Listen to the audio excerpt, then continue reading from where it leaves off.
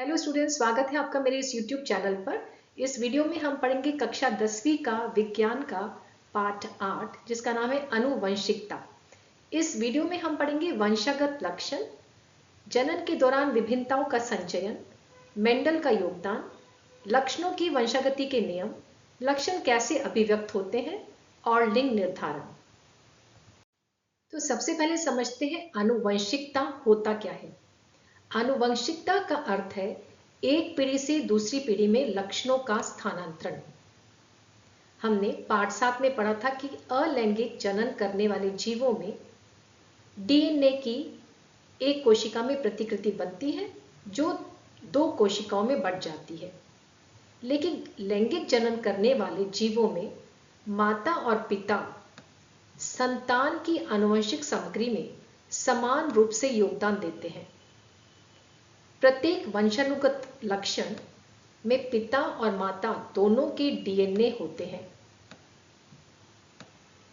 मनुष्य में वंशानुगत लक्षणों में सभी लक्षण आते हैं, जैसे जीभ का मुड़ना, स्वतंत्र व जुड़े कर्णपाली, त्वचा का रंग, आंख का रंग आदि। डीएनए वह आनुवंशिक सामग्री है जो माता पिता से संतानों में गुणों को स्थानांतरित करता है। इस डीएनए के छोटे खंड को जीन कहा जाता है जो विशिष्ट प्रोटीन के लिए कोड करते हैं और संतान के लक्षणों को नियंत्रित करते हैं। जीन ही तय करते हैं कि किसी व्यक्ति की विशेषताएं क्या होंगी, उसकी आंखों का रंग क्या होगा, बालों का रंग कैसा होगा, बालों का प्रकार क्या होगा आदि। तो आनुवंशिकी विज्ञान की वह शाखा है जिसे इंग्लिश में जेनेटिक्स कहा जाता है, जो जीवों में लक्षणों को एक पीढ़ी से दूसरी पीढ़ी में स्थानांतरण का अध्ययन करता है कि कैसे लक्षण माता पिता से संतान तक पहुंचते हैं और उन लक्षणों की उत्पत्ति, संरचना, कार्य और विविधता कैसे होती है। यहां पर सीखते हैं पाठ में उपयोग हुई कुछ महत्वपूर्ण शब्दावली। सबसे पहला शब्द है लक्षण प्रारूप, जिसे इंग्लिश में फिनोटाइप कहा जाता है। यह किसी जीव का बाहरी स्वरूप दिखाता है, यानी जैसे कोई पौधा, उसकी लंबाई, वो लंबा हो सकता है या फिर बौना हो सकता है। किसी फूल का रंग बैंगनी हो सकता है या फिर सफेद हो सकता है। उसका फल या बीज गोल हो सकता है या झुर्रीदार हो सकता है। तो ये इनके बाहरी स्वरूप हुए। जीन प्रारूप का मतलब है, जिसे इंग्लिश में जीनोटाइप कहा जाता है, किसी जीव की आनुवंशिक संरचना, यानी किन जीन के आधार पर वह अपने लक्षणों को दर्शाता है। जीन गुणसूत्र का ही डीएनए खंड है जो एक लक्षण को निर्धारित करता है। अगला शब्द है युग्म विकल्पी, जिसे इंग्लिश में अलील कहा जाता है। एक जीन के 2 विपर्यासी स्वरूप अलील होते हैं या युग्म विकल्पी होते हैं। विपर्यासी का मतलब होता है विपरीत।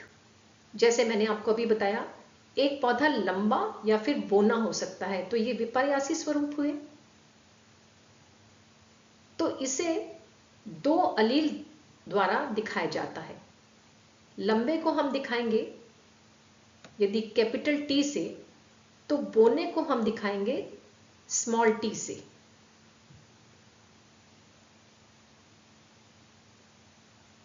युग्मित गुणसूत्रों पर युग्म विकल्पी एक ही बिंदु पर पाए जाते हैं। जीन के दोनों युग्म विकल्पी यदि समान हो तो उन्हें समयुग्मजी कहा जाता है। यानी अगर हमने लिखा कैपिटल टी और कैपिटल टी, तो दोनों अलील समान हुए। यह इसका लंबा पौधा होगा। अगर हमने लिखे दोनों स्मॉल टी तो ये पौधा बोना होगा। विषम युग्म जी यदि जीन के दोनों युग्म विकल्पी भिन्न है, जैसे एक अलील है कैपिटल टी और दूसरा है स्मॉल टी, तो ये दोनों अलील अलग है, तो ये हो गए विषम युग्म जी।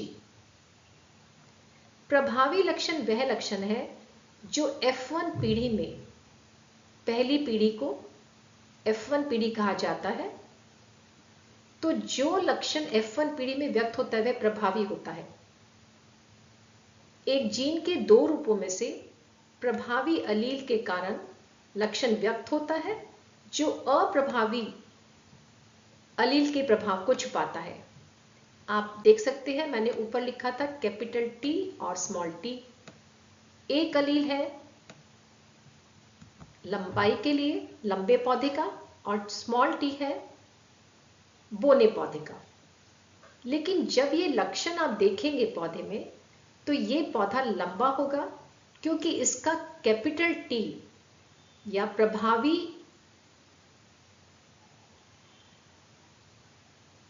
अलील छोटे टी के प्रभाव को छुपा देता है। तो प्रभावी लक्षण यहां पे हो गया लंबा पौधा। अप्रभावी हो गया वह लक्षण जो F1 पीढ़ी में व्यक्त नहीं होता,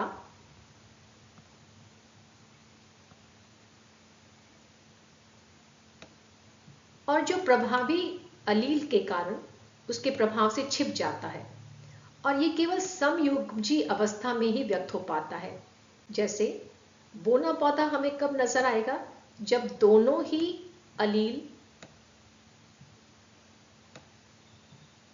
स्मॉल टी हो, क्योंकि ये प्रभावी अलील अप्रभावी अलील के प्रभाव को छुपा देता है। तो इस स्लाइड में पढ़ते हैं कैसे आनुवंशिक सामग्री का एक पीढ़ी से दूसरी पीढ़ी स्थानांतरण होता है एवं विभिन्नताओं का संचयन होता है। हम ये तो जानते ही हैं कि जनक कोशिका से प्राप्त आनुवंशिक जानकारी प्रत्येक जीव के गुणसूत्रों में होती है। गुणसूत्र कोशिका के यूकैरियोट्स के केंद्रक में और प्रोकैरियोट्स के न्यूक्लियोइड्स में होते हैं। गुणसूत्र डीएनए के बने होते हैं। डीएनए का फुल फॉर्म होता है डीऑक्सी राइबोस न्यूक्लिक एसिड। अपने जैसे जीवों का उत्पादन करने के लिए डीएनए स्वयं की सटीक प्रतिलिपि बनाता है और दो वंशानुगत कोशिकाओं में वितरित करता है। आप यहां चित्र में देख सकते हैं, ये कोशिका में केंद्रक में एक गुणसूत्र, इसने अपनी प्रतिलिपि बनाई और फिर दो संतति कोशिकाओं में विभाजित हो गया जिसमें एक एक गुणसूत्र चला गया। अलैंगिक प्रजनन करने वाले जीवों में यह समसूत्री विभाजन द्वारा होता है, जबकि लैंगिक प्रजनन से उत्पन्न होने वाले जीवों में समसूत्री विभाजन और असूत्री विभाजन दोनों होते हैं, जिसे हम अगली स्लाइड में पढ़ेंगे। तो माता पिता से अगली पीढ़ी तक समान आनुवंशिक संरचना प्रदान होती है। डीएनए की प्रतिलिपि बनते समय विभिन्नताएं उत्पन्न हो सकती हैं। अगर ये विभिन्नताएं सूक्ष्म हैं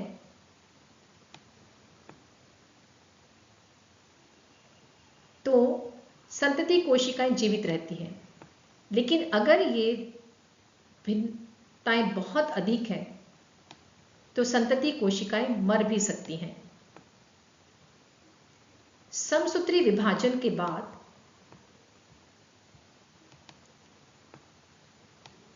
अलैंगिक प्रजनन करने वाले जीवों में एकल जनक कोशिका से समान गुणसूत्र संख्या वाली दो संतति कोशिकाएं बनती हैं। लैंगिक जनन के समय यूकैरियोटिक जीव में 2 विभाजन होते हैं। हम जानते हैं कि प्रत्येक कोशिका में यूकैरियोटिक जीवों में गुणसूत्रों की जोड़ी होती है, जिन्हें समजातीय गुणसूत्र कहा जाता है। जनन के समय ये गुणसूत्र कोशिकाओं में जोड़े के रूप में या युग्मित गुणसूत्र के रूप में होते हैं। गुणसूत्र डीएनए के बने हैं और डीएनए अपनी प्रतिकृति बनाता है। तो दोनों गुणसूत्रों की प्रतिकृति बनने के बाद इस तरह का रूप आ गया। अब इन गुणसूत्रों की जोड़ी के बीच आनुवंशिक सामग्री का आदान प्रदान होता है, जिसे इंग्लिश में क्रॉसिंग ओवर कहा जाता है। आप यहां पर देख सकते हैं, ये दोनों गुणसूत्रों की भुजाएं आपस में लिपट कर अपने जीन का आदान प्रदान करते हैं, जिससे कैपिटल ABC के साथ स्मॉल DE जुड़ गया और यहां स्मॉल c के साथ कैपिटल D और E जुड़ गया, यानी दोनों गुणसूत्रों की भुजाएं बदल गई। तो ये पुनः संयोजित गुणसूत्र अर्धसूत्री विभाजन से 2 कोशिकाओं में चले जाते हैं, यानी एक कोशिका जिसमें पहले 2 गुणसूत्र थे, अब प्रत्येक कोशिका में एक एक गुणसूत्र हो गया, इसीलिए इसे अर्धसूत्री विभाजन कहा जाता है। अर्धसूत्री विभाजन 2 में इन गुणसूत्रों की भुजाएं अलग हो जाती हैं, जिसके परिणाम स्वरूप 4 संतति कोशिकाएं बनती हैं। तो यहां से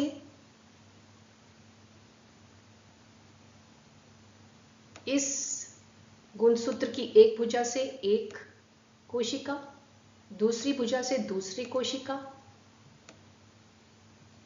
ऐसे ही दूसरे गुणसूत्र से एक कोशिका और दूसरी भुजा से दूसरी कोशिका। तो एक कोशिका से हमें प्राप्त हुए 4 संतति कोशिकाएं, जिनमें जनक कोशिकाएं के आधे गुणसूत्र हैं। तो लैंगिक प्रजनन करने वाले जीवों में अर्धसूत्री विभाजन से जब कोशिका जनन के समय युग्मक बनाती है, तो पुनर्संयोजक आधे गुणसूत्र वाले कोशिकाएं बनती हैं, जिन्हें युग्मक कहा जाता है। कोई लक्षण कैसे जनक कोशिका से संतति कोशिका में पहुंचता है या उसमें अगर कोई परिवर्तन हुआ तो वह कैसे हुआ, इसका पता ग्रेगर जॉन मेंडल ने कई प्रयोगों द्वारा किया और उन्हें इसमें सफलता भी मिली, इसलिए उन्हें आनुवंशिकी का जनक कहा जाता है। उन्होंने अपने प्रयोगों के लिए मटर के पौधे का प्रयोग किया। मटर के पौधे को वनस्पति विज्ञान में पाइसम सटाइवम कहा जाता है। अपने प्रयोगों से उन्होंने वंशागति के 3 नियम दिए: प्रभाविता का नियम, पृथक्करण का नियम और स्वतंत्र अपव्यूहन का नियम। ग्रेगर जॉन मेंडल ने मटर के पौधे का चयन क्यों किया? मटर के पौधे के चयन के कारण ही उन्हें अपने प्रयोगों में सफलता मिली। सबसे पहले कारण था कि मटर के पौधे का आकार छोटा होता है, जिससे वो जल्दी जल्दी कई पीढ़ियों को उगा सके और उसका अध्ययन कर सके। दूसरा कारण है मटर के पौधे में विपर्यासी गुण मौजूद होते हैं। विपर्यासी मतलब विपरीत गुण। जैसे एक अगर लंबा पौधा है तो एक छोटा पौधा या बोना पौधा, दूसरा अगर फूल बैंगनी है तो दूसरे पौधे में सफेद है। तो इस तरह के 7 विपर्यासी गुण इस पौधे में मौजूद होते हैं। पौधे का 1 वर्षीय जीवन है, जिससे कई पीढ़ियों को देखने और अध्ययन करने के लिए सहायता मिली। इस पौधे में स्वपरागन के साथ साथ परपरागन भी हो सकता है। और एक और कारण है कि बड़ी संख्या में बीज उत्पन्न होते हैं इस पौधे में, जिससे अध्ययन करने के लिए एक बहुत बड़ा सैंपल मिलता है। तो इन सब कारणों के कारण मेंडल को अपने प्रयोगों में काफी सफलता मिली। अब देखते हैं मटर के पौधे के 7 विपर्यासी या विपरीत लक्षण जो मेंडल के प्रयोग में इस्तेमाल हुए। अब यहां वो भी देखेंगे कि कौन सा लक्षण प्रभावी है, कौन सा अप्रभावी है। सबसे पहले देखते हैं पौधे की लंबाई। तो लंबा पौधा प्रभावी है और बोना पौधा अप्रभावी है। लंबे को हम कैपिटल टी से दिखाते हैं और बोने को स्मॉल टी से। फली का आकार फूला हुआ और संकीर्ण। तो फूला हुआ मतलब राउंड, और ये प्रभावी लक्षण है फूला हुआ। बीज का आकार गोल,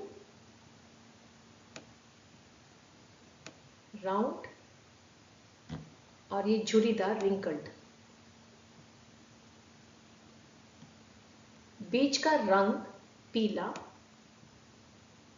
येलो प्रभावी है, और ग्रीन या हरा अप्रभावी है।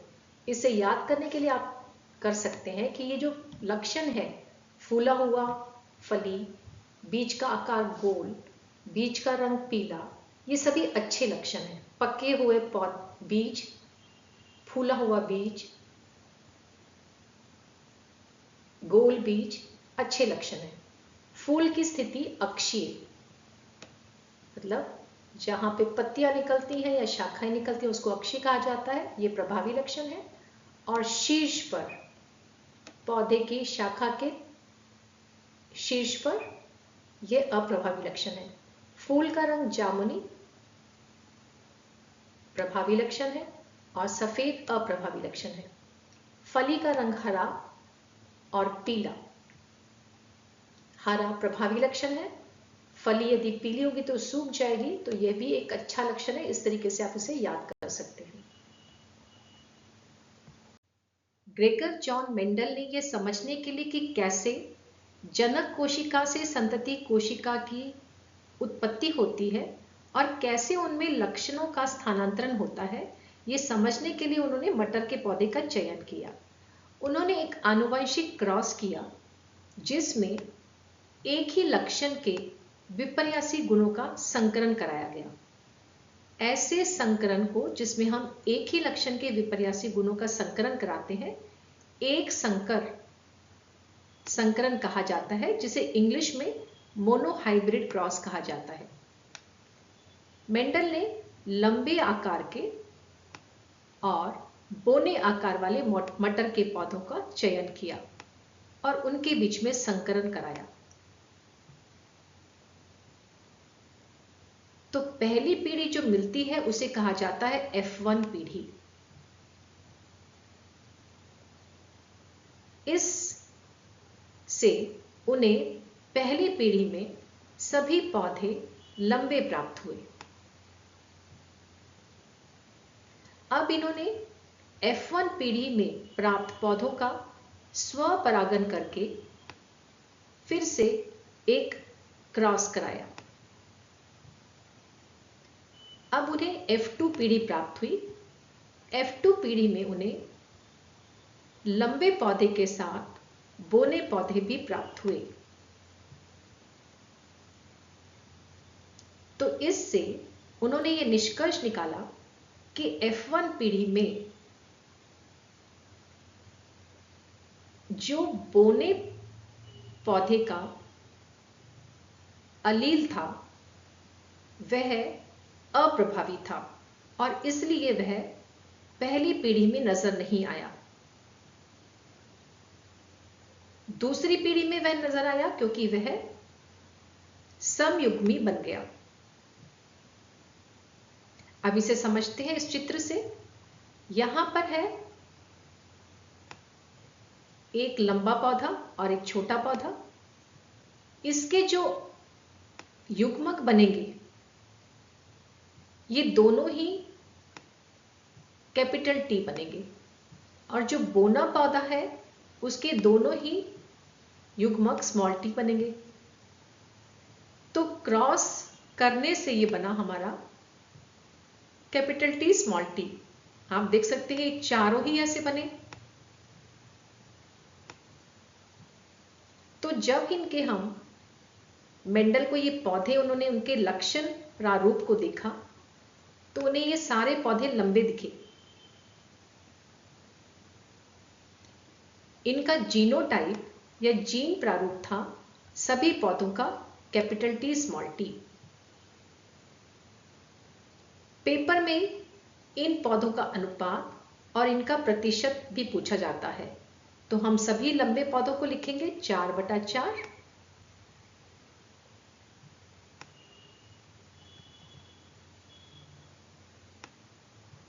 और प्रतिशत निकालने के लिए हम इसे 100 से गुना करेंगे तो ये हो जाएगा 100%।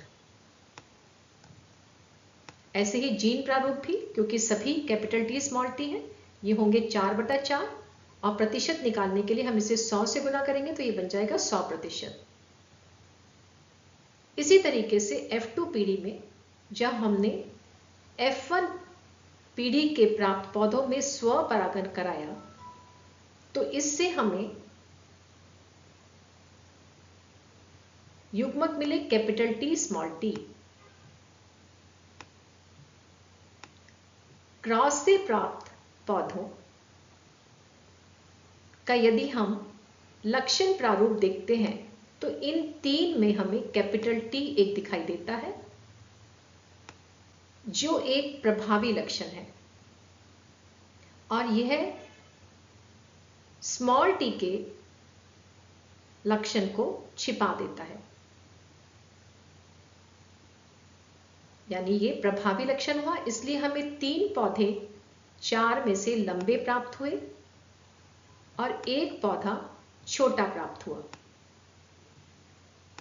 तो अगर हम अनुपात लिखेंगे 3/4 और छोटा पौधा 1/4।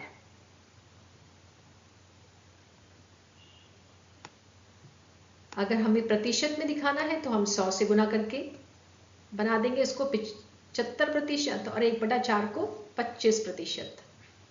इनका जीनोटाइप आप देख सकते हैं, इसमें 2 हैं कैपिटल टी स्मॉल टी, एक है कैपिटल टी और एक है स्मॉल टी। तो ये 1/4 हो गया। कैपिटल टी स्मॉल टी भी 1/4 और कैपिटल टी स्मॉल टी हो गया 2/4। प्रतिशत में ये हो जाएगा 25, 50 और 25।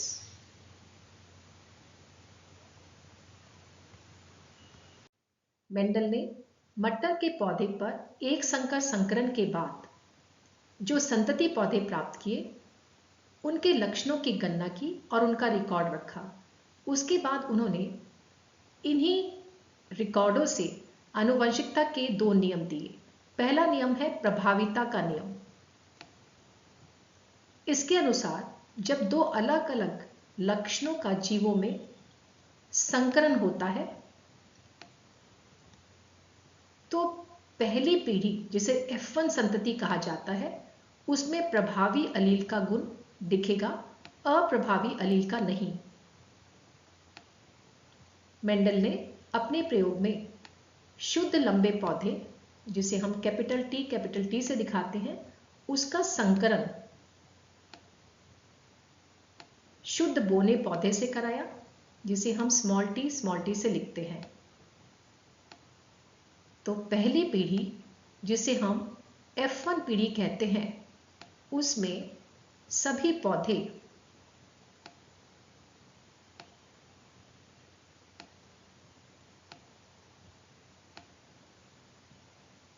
लंबे प्राप्त हुए। इनका जीन युग्म विषम युग्म जी था, यानी कैपिटल टी स्मॉल टी। यहां पर प्रभावी अलील कैपिटल टी, अप्रभावी अलील स्मॉल टी के प्रभाव को ढक देता है। इसका अर्थ है कि बाहरी स्वरूप या फिनोटाइप प्रभावी अलील पर निर्भर करता है और अप्रभावी अलील का F1 फिनोटाइप पर कोई प्रभाव दिखाई नहीं देता या इसका प्रभाव छिप जाता है। इसलिए इसमें हमें सभी पौधे लंबे दिखाई दिए। इस F1 संतति को जब स्वपरागन के द्वारा क्रॉस कराया गया तो इससे जो संतति प्राप्त हुई उसमें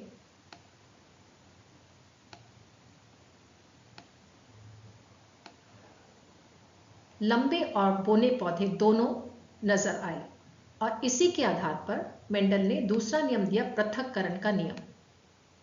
इसके अनुसार माता पिता के पास जीन के 2 अलील होते हैं। प्रत्येक अलील एक गुणसूत्र की एक प्रति पर स्थित होता है। लैंगिक प्रजनन में युग्मक बनाते समय जब अर्धसूत्री विभाजन होता है तो प्रत्येक गुणसूत्र की 2 प्रतियां अलग हो जाती हैं। इसका मतलब है प्रत्येक युग्मक में जीन का केवल एक अलील होता है और यह अलील हम देख सकते हैं F2 पीढ़ी में अलग हो जाने के कारण जब साथ में जुड़ जाते हैं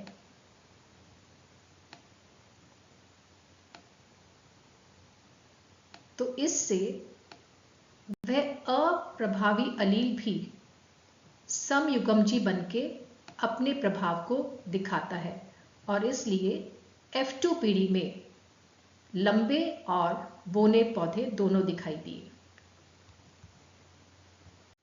तो मटर के पौधे के एक लक्षण के विपर्यासी गुणों का संकरण करने के बाद मेंडल ने एक आनुवंशिक क्रॉस किया जिसमें उन्होंने 2 लक्षणों के विपर्यासी गुणों का संकरण कराया। तो ऐसा आनुवंशिक क्रॉस जिसमें 2 लक्षणों के विपर्यासी गुणों का संकरण कराया जाता है उसे द्विसंकर संकरण या डाई हाइब्रिड क्रॉस इंग्लिश में कहा जाता है। मेंडल ने लिए गोल और हरे बीज का और संकरण कराया उसका झुर्रीदार और पीले बीजों से। आपको याद रखना है कि गोल एक प्रभावी लक्षण है झुर्रीदार के ऊपर, तो गोल को हमने बोल्ड लेटर से लिखा है। ऐसे ही पीला बीज प्रभावी है हरे बीज के ऊपर, तो पीले को हमने बोल्ड से लिखा है। दूसरी बात आपको ध्यान रखनी है, जो भी प्रभावी लक्षण है उसको हमें इंग्लिश के कैपिटल लेटर उसके लिए प्रयोग करने हैं। जैसे गोल प्रभावी है तो हमने इंग्लिश के कैपिटल लेटर RR यूज किया है और झुर्रीदार अप्रभावी है तो उसके लिए स्मॉल r यूज किया है। पीला प्रभावी है तो कैपिटल Y और हरे के लिए जो पीले के लिए हमने लेटर यूज किया YY उसी का स्मॉल लेटर हमें यूज करना है। अब F1 पीढ़ी को दिखाने के लिए हमने इसके युग्मक बनाए, तो यहां से बनेगा दोनों ही कैपिटल R और स्मॉल y। इन्हें मैंने टेबल के ऊपर लिख दिया। दूसरा बना स्मॉल r कैपिटल Y और यहां पर भी बना स्मॉल r कैपिटल Y। इनको मैंने टेबल में बाईं तरफ लिख दिया। क्रॉस में प्राप्त संतति को दिखाने के लिए हम एक लक्षण के दोनों अलील को साथ में लिखते हैं। जैसे यहां से कैपिटल R और यहां से स्मॉल r, कैपिटल Y यहां से और स्मॉल y ऊपर से। इससे लिखने से हमें इस पौधे के लक्षण को पहचानने में मदद मिलती है। तो चारों को हमने ऐसे उतार दिया। और देखा कि इसमें सभी में एक कैपिटल R और एक कैपिटल Y तो है, यानी सभी गोल और पीले बीज वाले पौधे हैं, यानी इनका अनुपात हुआ 4/4 या 100%। और जीनोटाइप सभी का क्या हो गया? Capital R small r, capital Y small y, यानी 4/4 ये भी या 100%। अब इसका F1 प्राप्त संतति का यदि स्वपरागन करके संकरण कराया जाए तो क्या अनुपात प्राप्त होगा? अलग अलग पौधों के लक्षणों के साथ इसे देखते हैं। इससे हमें 4 तरह के युग्मक मिलते हैं, capital R, capital Y, capital R small y, small y small r और स्मॉल r कैपिटल Y। इन्हें चारों को हमने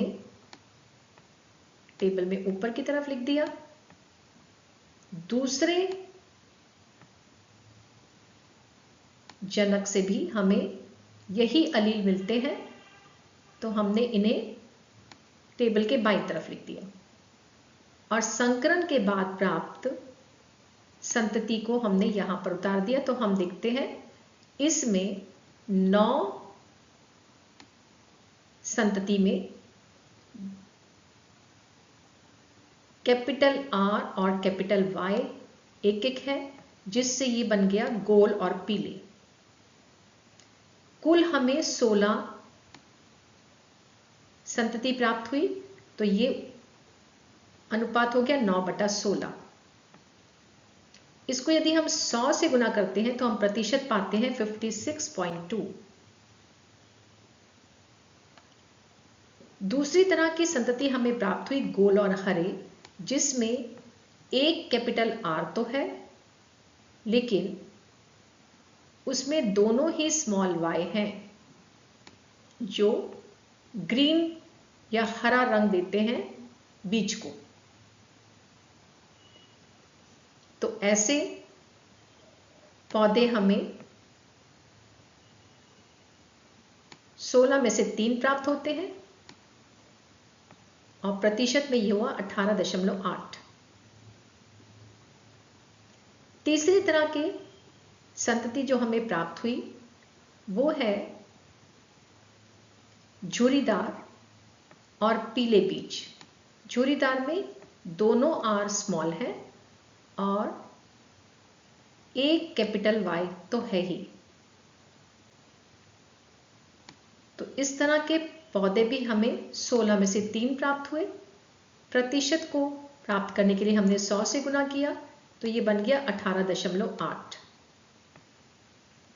इन 16 में से सिर्फ एक पौधा ऐसा है जो झुर्रीदार और हरा है, जिसमें ना तो कैपिटल R है ना कैपिटल Y है।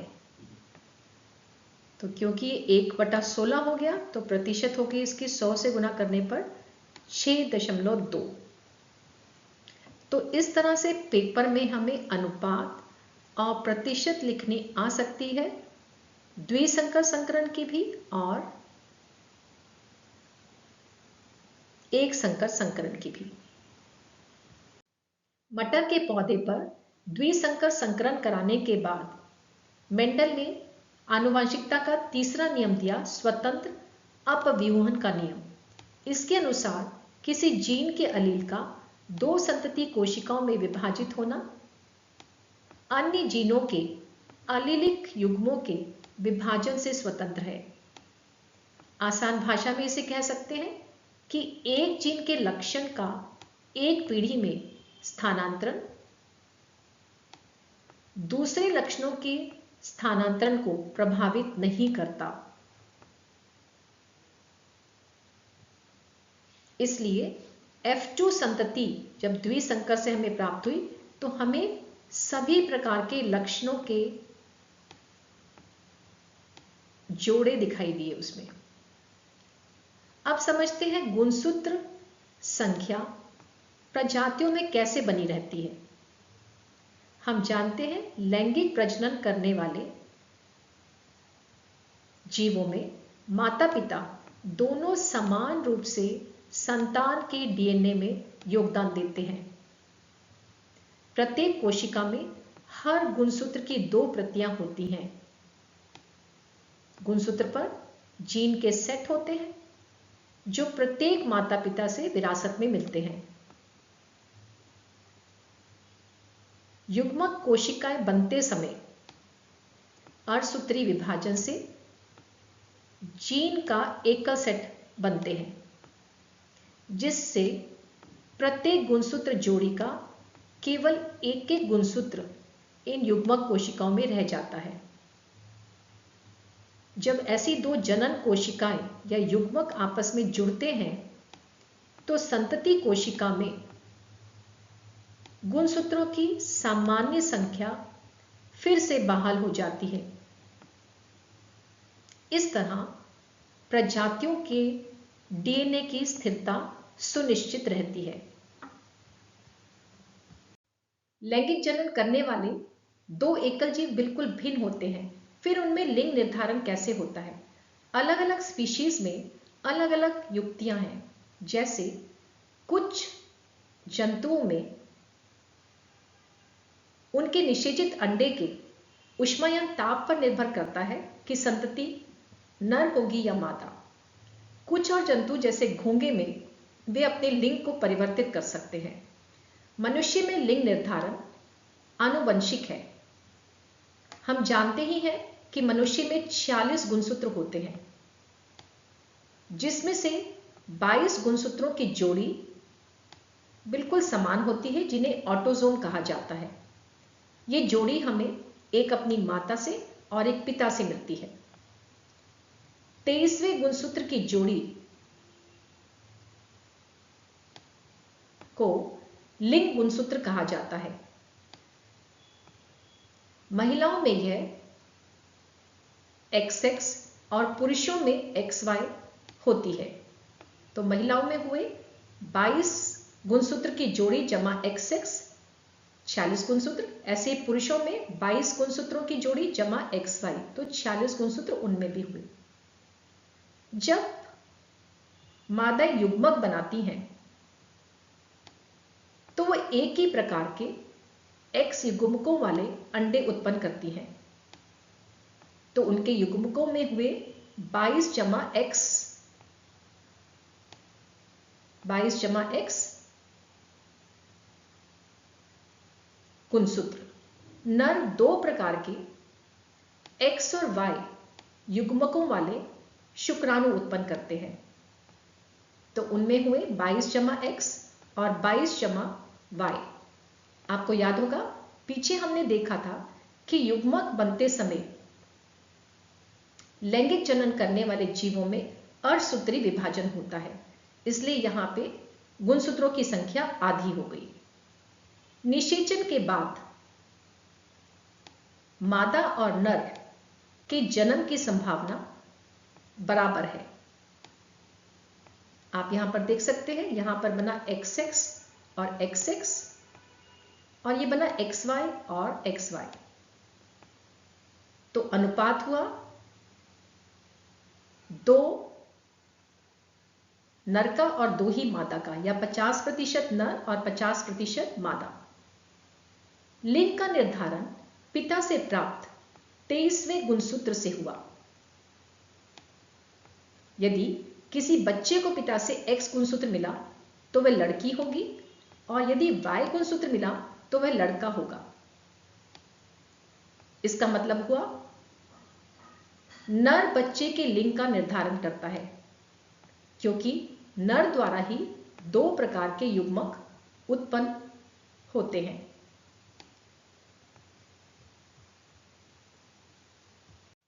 इस पाठ में हमने क्या सीखा, इसे टेस्ट करने के लिए हम कोशिश करते हैं इस प्रश्न का उत्तर देने की। प्रश्न है, मेंडल ने प्रत्येक पीढ़ी में एक विशेष गुण प्रदर्शित करने वाले जीवों की गणना करने के लिए विज्ञान और गणित के अपने ज्ञान का उपयोग कर वंशागति के नियम पर पहुंचने के लिए कई प्रयोग किए। पहला प्रश्न है, गोल बीज वाले लंबे पौधों और झुर्रीदार बीज वाले छोटे पौधों की F1 संतति कैसे दिखती है? गोल बीज वाले और लंबे पौधे का जब संकरण कराया जाएगा झुर्रीदार बीज वाले पौधे, तो F1 संतति में प्रभावी लक्षण आते हैं।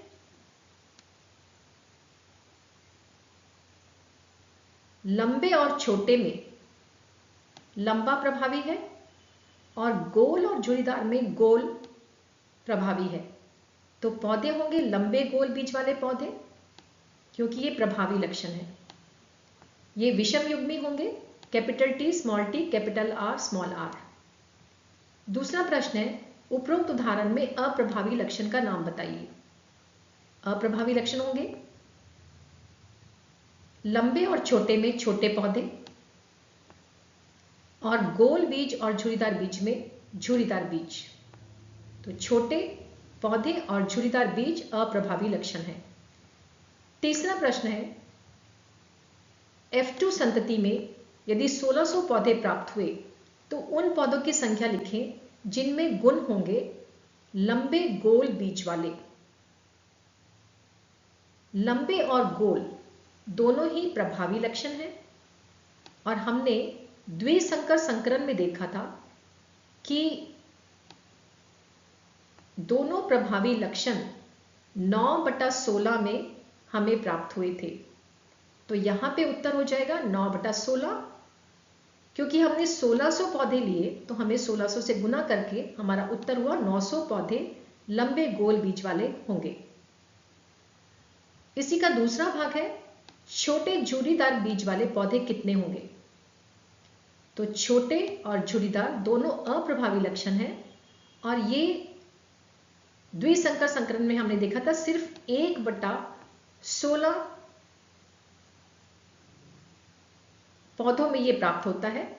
1600 से हमने गुना किया क्योंकि कुल 1600 पौधे लिए गए हैं, तो हमारा उत्तर आया 100 पौधे। इस तरह के और प्रश्न करके आप अपने पाठ को दोहरा सकते हैं कि हमने इस पाठ में क्या सीखा। इस पाठ को समझने के लिए मेरे वीडियो को आप धीरे धीरे देखिए, रोक कर देखिए, जिससे आपको इस पाठ में उपयोग सारी शब्दावली समझ में आ जाए, तभी आपको पाठ को समझने में आसानी होगी। अगर इस वीडियो से पाठ को समझने में आसानी हुई तो इसे लाइक करना मत भूलिएगा, और अगर आप मेरी चैनल पर पहली बार आए हैं तो इसे सब्सक्राइब कीजिए ताकि आपको आगे आने वाली वीडियोस के नोटिफिकेशन समय पर मिलते रहें। Thank you for watching this video and have a nice day.